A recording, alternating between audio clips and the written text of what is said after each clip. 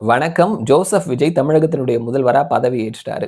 திராவிட கட்சிகள் இல்லாத ஒரு அரசாங்கம் அமைந்திருக்குது. கிட்டத்தட்ட 50, 60 ஆண்டுகளுக்கு அப்புறமா 1967க்கு அப்புறமா திராவிட கட்சிகள் எந்த கட்சியுமே அந்த அமைச்சரவையிலயோ, கூட்டணி கட்சிகள்ல இருக்கக்கூடிய ஆதரவு குடுத்த கட்சிகள்ல எதுவுமே இல்ல அப்படின்றத கவனிக்கிறோம். தமிழக வெற்றி கழகம் அவர்களினுடைய ஆட்சி தான் இருக்குது. காங்கிரஸ், 2 கம்யூனிஸ்டுகள், இந்தியன் யூனியன் முஸ்லீம் லீக், விசிக அப்படின்னு சொல்லிட்டு திராவிட அப்படின்ற ஒரு பெயரே இல்லாத ஒரு கூட்டணி கட்சி தான் வந்துட்டு கூட்டணி கட்சி ஆதரவோடு இருக்கக்கூடிய அந்த ஒரு அரசாங்கம் அமைந்திருக்கிறத நம்ம பார்க்கிறோம். இதுல நம்ம பார்த்தோம்னா மெஜாரிட்டியான கட்சிகள் தேசிய சிந்தனை கொண்ட கட்சிகளா இருக்குது.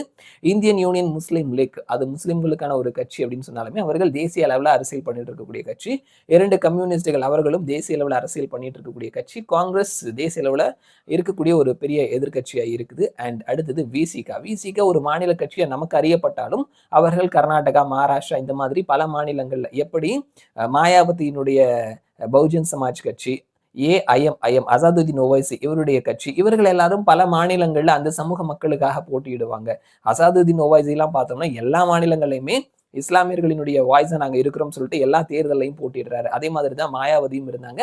திருமாவளவனும் அப்படிதான் இருந்திருக்கிறாரு. கர்நாடகால, மகாராஷ்டிரால, கேரளாலன்னு சொல்லிட்டு பல மாநிலங்கள் அவங்க ஜெயிக்கிறாங்க, தோக்குறாங்க அப்படின்றத தாண்டி தாங்கள் இந்த நாட்டினுடைய இந்த சமூகத்தினுடைய அடையாளமா இந்த மக்களினுடைய குரலா இருக்கிறோம் அப்படின்ற மாதிரி தேசிய அளவில் அரசியல் பண்ணக்கூடிய ஒரு அமைப்பா தான் விடுதலை சிறுத்தைகள் கட்சியுமே அவர்கள் தங்களை விரிவுபடுத்தி இருக்கிறாங்க. ஸோ அந்த வகையில விடுதலை சிறுத்தைகள் கட்சி திராவிட கட்சியை என்னைக்குமே நம்ம சேர்க்க முடியாது. ஸோ அவர்கள் சொல்லலாம் எங்களுக்கு திராவிட கட்சி தான் நாங்க அப்படின்ற மாதிரி சொல்லலாம். அவர்களினுடைய ஐடியாலஜி அவர்கள் யாருக்காக எந்த மக்களுக்காக குரல் கொடுக்குறாங்க அப்படின்றதெல்லாம் பார்க்கும் பொழுது அவர்களினுடைய பெரிய ஐடியாலஜி அப்படின்றதும் திராவிட கட்சிகளுக்குள்ள போகாது. ஸோ தேசிய முற்போக்கு திராவிட கழகம் ஒருவேளை வந்திருந்ததுன்னா திராவிடம் அப்படின்ற ஒரு பெயர் இருக்குது அப்படின்றத நம்ம சொல்லலாம். ஆனா நம்ம ஓவராலா பார்க்கும் பொழுது விஜயும் கூட விஜயனுடைய ரசிகர்கள் சொல்றாங்க என்னன்னா, அடுத்தது நாங்க பிரைம் மினிஸ்டர் ஆக போறோம், எங்க அண்ணனை பிரைம் மினிஸ்டர் ஆக போறோம் அப்படின்ற மாதிரியான ஒரு உட்டோபியன் வேர்ல்ட்ல சுத்திட்டு இருக்கக்கூடிய சில பதிவுகளை நம்ம சமூக வலைதளங்கள்ல பார்க்க முடியுது. ஸோ அந்த வகையில விஜய் திராவிடமா அப்படின்னு கேட்டோம்னா அவர் திராவிடம் அப்படின்ற ஒரு இடத்தை தாண்டி தமிழகம் அப்படின்ற ஒரு இடத்துக்கு வந்திருக்கிறாரு. ஒரு பெரிய முன்னேற்றமா பார்க்குது.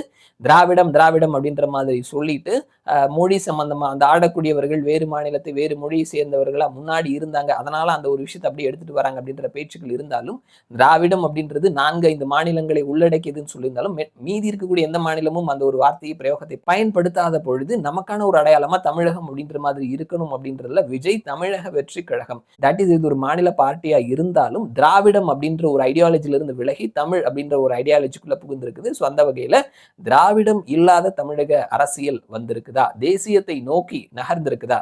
ஏன்னா எல்லா மாநிலங்கள்லயும் பல மாநிலங்கள்ல கூட்டணியோட ஆட்சி அமைக்கிறாங்க அப்படின்னா அமைச்சரவையில பங்கு கொடுப்பாங்க. அந்த வகையில காங்கிரஸுக்கு 2 இடங்கள் கொடுத்திருக்கிறாங்க. ஸோ இதுவரைக்கும் இருந்து திராவிட ஐடியாலஜி, திராவிட அரசியல், திராவிட அரசு அப்படின்றதுல இருந்து தமிழகம் மாறி தேசியத்தை நோக்கி தேசிய நீரோடையில கலக்குதா அப்படின்ற மாதிரியான ஒரு மாற்றத்தை இப்போ ஏற்படுத்தி கொடுத்திருக்குது. இது ஒரு நல்ல ஒரு மாற்றமா, ஒரு நீண்ட காலத்துக்கு அப்புறம் ஏற்பட்டிருக்கக்கூடிய ஒரு மாற்றமா நான் பார்க்கிறேன். ஸோ தமிழகத்துல திராவிடம் வீழ்கிறதா, தேசிய பார்வை எழுகிறதா அப்படின்ற ஒரு கேள்விதான் இந்த மாற்றம் நமக்குள்ள ஏற்படுத்தி கொடுத்திருக்குது. ஸோ பார்க்கலாம் அடுத்தடுத்த நாட்கள்ல என்ன நடக்குது அப்படின்னு சொல்லிட்டு மறுபடியும் நான் உங்களை இன்னொரு வீடியோல சந்திக்கிறேன். அது வரைக்கும் நன்றி.